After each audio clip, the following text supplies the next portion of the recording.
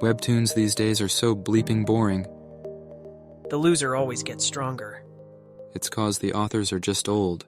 And where would we even find a school bully these days, for beep's sake? But they think some are still around these days. That's what I'm saying. Oh yeah, you're keeping a lookout, right? The story begins with our MC Kim So-hyun, but to make things easier, we'll call him Kim or MC, a guy who every day received abuses from his school's bullies. The poor guy was so weak he couldn't do anything to defend himself until one day, tired of all the abuses, he started thinking about how all the main characters of the webtoons he used to read went from being total losers to being gods. He wished one of those mission windows would appear for him, even though he knew deep down it would never happen.